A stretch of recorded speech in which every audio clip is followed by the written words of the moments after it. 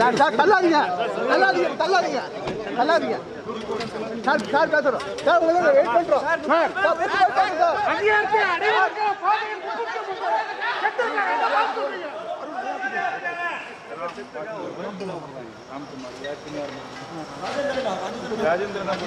அனைவருக்கும் வணக்கம். நான் நந்தினி. கரூர்ல விஜய் பிரச்சாரம் மேற்கொண்ட இடத்துல கூட்ட நெரிசல்ல சிக்கி இதுவரைக்கும் 6 குழந்தைகள் 16 பெண்கள் உள்பட 31 பேர் கூட்ட நெரிசல்ல சிக்கி உயிரிழந்திருக்கிறதா அமைச்சர் மா சுப்பிரமணியன் தெரிவிச்சிருக்காரு.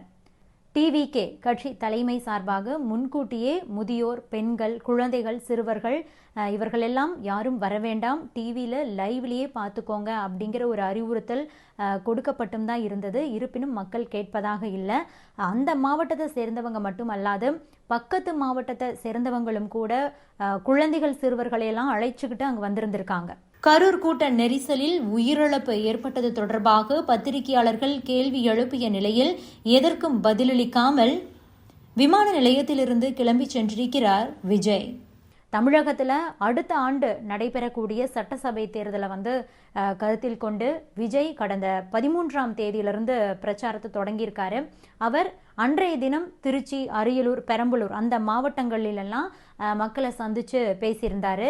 அதே மாதிரி கடந்த 20ஆம் தேதி நாகை, திருவாரூர் மாவட்டங்களில் பிரச்சாரம் பண்ணினார். இந்த நிலையில தான் இன்றைய தினம் நாமக்கல், கரூர் ஆகிய மாவட்டங்களில் விஜய் பிரச்சாரம் செய்யறதுக்கு அனுமதி கொடுக்கப்பட்டிருந்தது. இன்னைக்கு காலையில 8:45 மணிக்கு நாமக்கல் KS திரையரங்கத்துக்கு பக்கத்துல பேசுறதுக்கு அனுமதி கொடுக்கப்பட்டிருந்தது. ஆனா 8:45 மணிக்கு தான் அவர் சென்னை வீட்டில இருந்தே புறப்பட்டிருக்காரு.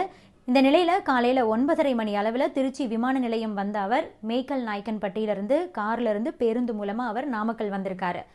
கிட்டத்தட்ட குறைந்த தூரத்தை அவர் கடக்கிறதுக்கே பல மணி நேரம் ஆகி மதியம் ஒரு 2:45 மணிக்கு தான் நாமக்கலுக்கே வந்திருக்காரு அவரு. அது வரைக்குமே காலை முதலே தொண்டர்களும் ரசிகர்களும் விஜயை பார்க்கறதுக்கு அங்கு கூடிட்டாங்க. இந்த நிலையில தான் விஜய் தாமதமா வந்திருக்காரு. இதனால நிறைய பேர் சாப்பிடாமையே காத்துட்டு இருந்திருக்காங்க. பெண்கள் உள்பட பலரும் அந்த நேரத்திலேயே மயக்கமடைந்ததா சொல்லப்படுது. இந்த நிலையில தான் அங்கிருந்து அவர் ஒரு 3:45 மணி அளவுல தான் கரூருக்கு புறப்பட்டிருக்காரு. போற வழியெல்லாம் இருந்த கூட்டத்தை கடந்து போறதுக்கே அவருக்கு மாலை 6:30 மணி வரைக்குமே ஆகிடுச்சு. இந்த நிலையில தான் 100 அடி சாலையில விஜயை பார்க்கறதுக்கு ஏராளமானோர் காத்திருந்த நிலையில அவருடைய 60 அடி கொண்ட பஸ் அந்த கூட்டத்துல புகுந்த போது ரொம்ப அதிகமான நெரிசல் ஏற்பட்டிருக்கு. இதனால ஒருவர் மீது ஒருவர் விழுந்திருக்காங்க. இதுல மூச்சு திணறி 31 பேர் இதுவரைக்கும் உயிரிழந்திருக்கிறதா தகவல் வெளியாகி இருக்கு. மோசமான நிலையில இருக்கிறவங்க கரூர் அரசு மருத்துவமனைக்கு அழைத்து செல்லப்பட்டிருக்காங்க. இதனால கரூர்ல எங்கு பார்த்தாலும் அலறல் சப்தங்களும் ஆம்புலன்ஸுடைய ஹாரன்களும் தான் கேட்டுக்கிட்டு இருக்கு அப்படின்னு அங்க இருக்கக்கூடியவங்க சொல்றாங்க. இந்த நிலையில முதல்வர் ஸ்டாலின் தன்னுடைய எக்ஸ் வலைதள பக்கத்துல என்ன சொல்லியிருக்காரு அப்படிங்கறத பத்தியும் பார்க்கலாம். கரூர்ல இருந்து வரக்கூடிய செய்திகள் ரொம்பவே கவலை கொடுக்குது. கூட்ட நெரிசல்ல சிக்கி மயக்கமுற்று மருத்துவமனையில் அனுமதிக்கப்பட்டிருக்கக்கூடிய பொதுமக்களுக்கு தற்போது தேவையான உடனடி சிகிச்சைகளை கொடுக்க வேண்டும் அப்படின்னு சொல்லிட்டு முன்னாள் அமைச்சர் செந்தில் பாலாஜி, அமைச்சர் சுப்பிரமணியன் ஆகியோரையும் மாவட்ட ஆட்சியரையும் நான் தொடர்பு கொண்டு அறிவுறுத்தி இருக்கேன். அருகில் இருக்கக்கூடிய திருச்சி மாவட்டத்தை சேர்ந்த அமைச்சர் அன்பில் மகேஷ் அவங்க கிட்டையும் போர்க்கால அடிப்படையில் தேவையான உதவிகளை செய்து தர வேண்டும் அப்படின்னு நான் உத்தரவிட்டிருக்கேன். அங்கு விரைவிலேயே நிலைமையை சீராக்கக்கூடிய நடவடிக்கைகளை மேற்கொள்ள ADGP கிட்டையும் நான் பேசியிருக்கேன். பொதுமக்கள், மருத்துவர்களுக்கும் காவல்துறைக்கும் தகுந்த ஒத்துழைப்பு தருமாறு நான் கேட்டுக்கிறேன் அப்படின்னு சொல்லிட்டு தன்னுடைய எக்ஸ் பக்கத்தில் தெரிவிச்சிருக்காரு தமிழக முதல்வர் ஸ்டாலின். பதில தான் கொடுத்திருக்காங்க.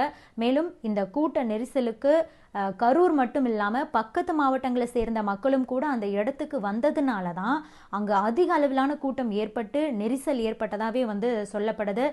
இருப்பினும் விஜய் இன்னும் சீக்கிரமா வந்திருக்கலாம், நேரத்தோடு வராதது, கூட்டத்தை கட்டுப்படுத்தாதது, ஏராளமானோர் அங்கு கூடினது, முக்கிய சந்திப்புகள்ல கூட்டத்தை கூட்டி இடைஞ்சல் ஏற்படுத்தியது போன்றவையெல்லாம் காரணமாக இருக்கும் அப்படின்னுட்டு பலரும் குற்றம் சாட்டிக்கிட்டு இருக்காங்க.